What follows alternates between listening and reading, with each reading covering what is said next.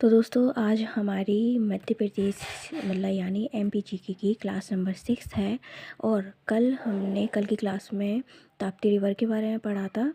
और थोड़ा बहुत है ना, जैसे गंगा यमुना जो रिवर सिस्टम वो भी समझ लिया था कि गंगा यमुना रिवर सिस्टम में कौन कौन सी नदियाँ आती हैं। तो मेन जो नदियाँ आती हैं वो आती हैं यमुना, सोन नदी और टोंस नदी। और अब हमें आज पढ़ना है चंबल नदी के बारे में। तो चंबल नदी किस में आती है, ये किसकी सहायक नदी है? यमुना की सहायक नदी है।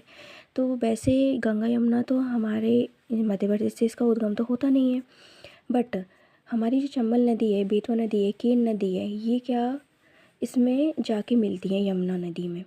ठीक है, तो यमुना नदी में कुछ याद नहीं रखना, बस थोड़ा सा पॉइंट ये याद रखना है कि ये जो यमुना नदी के अंदर आके मिलेगी, कौन कौन सी मिलेंगी वो नदी?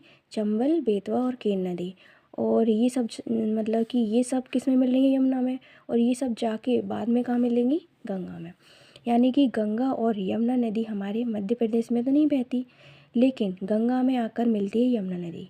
देखो, सिंपल सी ये है कि जो हमारी चंबल नदी, बेतवा नदी और जो केन नदी है, और भी जो ये तीनों तो किस में मिलती है? यमुना नदी में। और फिर यमुना नदी किस में जाके मिलती है? गंगा नदी में। बस इतना याद रखना है हमें। चलो आज हम चलो अभी स्टार्ट करते हैं हम चंबल नदी। तो चलिए पढ़ते हैं हम चंबल नदी के बारे में। फर्स्टली जो चंबल नदी का उद्गम है वो पढ़ेंगे हम। तो जो चंबल नदी का उद्गम कहाँ से होता है? इंदौर ज़िला जो है उसके महू तहसील के पास है एक विंध्य पर्वत। वहाँ के जो विंध्य पर्वत है उसके जाना पाव पहाड़ी में आता है। और वहाँ पर क्या है, एक बांगचू पॉइंट है, बांगचू नाम का पॉइंट है, यहाँ से चंबल नदी का उद्गम होता है।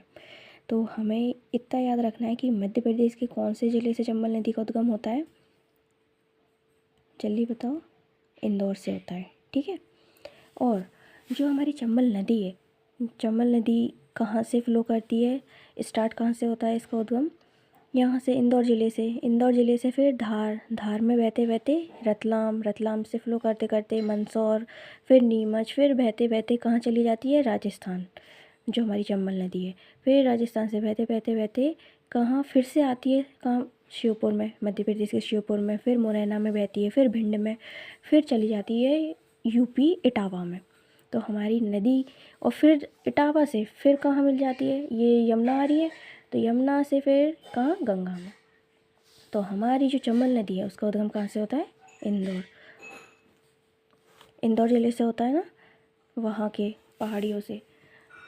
फिर हमारी जो चंबल नदी की लंबाई है, एग्जामिनर पूछ लेता है कि चंबल नदी की लंबाई कितनी है। तो चंबल नदी की लंबाई कितनी है? 965 किलोमीटर।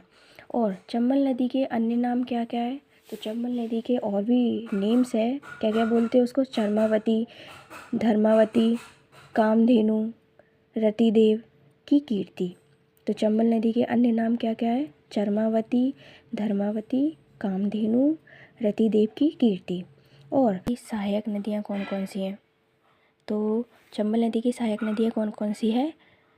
शिप्रा, काली सिंध, पार्वती और सिंह, कूनो, कूंद, नेवज, बनास नदी। तो ये सारी आपको याद करनी पड़ेगी चंबल की सहायक नदियाँ। और जो चंबल नदी है वो मध्य प्रदेश की दूसरी सबसे बड़ी नदी है। यानी कि कल हमने क्वेश्चन पूछा था आपसे कि जो मध्य प्रदेश की सबसे लंबी नदी कौन सी है? तो नर्मदा नदी। और दूसरी सबसे बड़ी नदी कौन सी है मध्य प्रदेश की? चंबल नदी। और चंबल नदी 3 राज्यों में बहती है। अभी हमने पढ़ा था कि चंबल नदी कितने राज्यों में फ़्लो करती है। अभी हम यहाँ से कैसे, जो ये तो हमारा एमपी हो गया, मध्य प्रदेश, फिर राजस्थान, फिर यहाँ से दोबारा मध्य प्रदेश में एंटर कर गई, फिर यूपी के इटावा।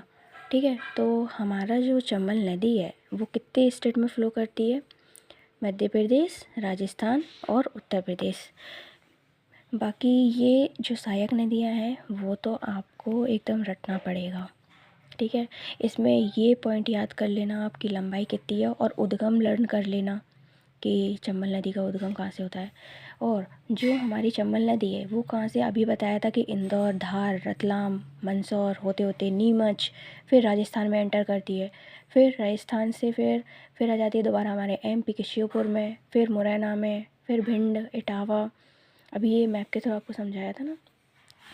फिर ये क्या, चंबल नदी यहाँ से क्या यमुना में मिल जाती है, और यमुना नदी गंगा में। क्यों? क्योंकि जो हमारी चंबल नदी है वो यमुना की क्या है, सहायक नदी है। और फिर यमुना में ये क्या मिल जाती है, और यमुना गंगा में मिलती है। ये क्या है, ये सहायक नदी है यमुना की, चंबल नदी। तो फिर अब हम पढ़ते हैं इसकी जो सहायक नदियाँ हैं चंबल नदी की, उनके बारे में। तो जो शिप्रा नदी है, शिप्रा नदी का उद्गम कहाँ से होता है, इंदौर के विंध्य पर्वत की काकरीवर्डी पहाड़ी से ये नदी निकलती है, शिप्रा नदी। और शिप्रा नदी का अभी समझाया था, ये जो सहायक नदी है वो किस में मिलती है, चंबल नदी में जाके। तो शिप्रा नदी किसकी, चंबल की सहायक नदी है, तो चंबल में जाके ही तो मिलेगी। तो जो शिप्रा नदी है उसकी लंबाई कितनी है, ज़्यादा बड़ी नहीं है, 195 किलोमीटर है। और जो हमारी जो शिप्रा नदी है इसके अन्य नाम क्या क्या है, मोक्षदायिनी, पापहरणी, कनकश्रृंगा और अवनी। और जो शिप्रा नदी है उसको मालवा की गंगा कहते हैं। शिप्रा नदी को क्या कहते हैं, मालवा की गंगा। शिप्रा नदी जो है ना उसके किनारे क्या बसा हुआ है, कौन सा शहर बसा हुआ है, उज्जैन बसा हुआ है। यानी कि जो महाकाल बाबा की नगरी है वो किस किनारे, मतलब किस नदी के किनारे है, तो शिप्रा नदी के किनारे। और शिप्रा नदी में आपको मतलब बहुत से, मतलब क्या क्या कौन कौन से घाट देखने को मिलते हैं शिप्रा नदी के किनारे। तो गऊ घाट, नरसिंह घाट, भैरव घाट, महाकाल मंदिर, कालियादेह और संदीपनी आश्रम, और भी बाकी ये सब क्या मिलते हैं, शिप्रा नदी के किनारे देखने को हमें मिलते हैं। अब हम पढ़ते हैं जो शिप्रा नदी की जो सहायक नदी है। शिप्रा की 20 सहायक नदी हैं छोटी छोटी, तो वो कौन कौन सी है, खान, जिसको कान भी बोलते हैं, और सरस्वती नदी एक्सेट्रा। ठीक है। अब हम पढ़ते हैं चंबल की जो दूसरी सहायक नदी है वो है काली सिंध नदी। काली सिंध का उद्गम देवास की बागली तहसील से होता है। यानी कि जो काली सिंध नदी है वो चंबल की क्या है, सहायक नदी है। चंबल नदी की सहायक नदी है काली सिंध। और काली सिंध नदी की लंबाई कितनी है, 150 किलोमीटर। कितनी है, 150 किलोमीटर। और इसकी छोटी छोटी जो सहायक नदियाँ हैं, मतलब काली सिंध की भी जो सहायक नदी हैं वो है चंद्रभागा, आहू, परवन और, ठीक है। बाकी चंबल की जो तीसरी सहायक नदी है वो है पार्वती नदी। तो पार्वती नदी का उद्गम है कहाँ से होता है, सीहोर ज़िले के चाचौरा गांव के समीप से होता है। और जो पार्वती नदी है, ये पार्वत लिख दिया मैंने, सॉरी, पार्वती नदी है वो कहाँ, चंबल की सहायक नदी है। तो पार्वती नदी भी किसकी सहायक नदी है, चंबल की। और इसकी लंबाई कितनी है, तो जो हमारी पार्वती नदी की लंबाई कितनी है, 470 किलोमीटर, 470 किलोमीटर या 471 देखने को भी मिल जाता है आपको। अब हम पढ़ते हैं फोर्थ सहायक नदी चंबल की। तो इसका उद्गम होता है, सिंध नदी का उद्गम होता है सिंह विदिशा के सिरोंज तहसील से सिंध नदी का उद्गम होता है। और सिंध नदी की लंबाई कितनी है, 470 किलोमीटर। और सिंध नदी किसकी सहायक नदी है, चंबल की।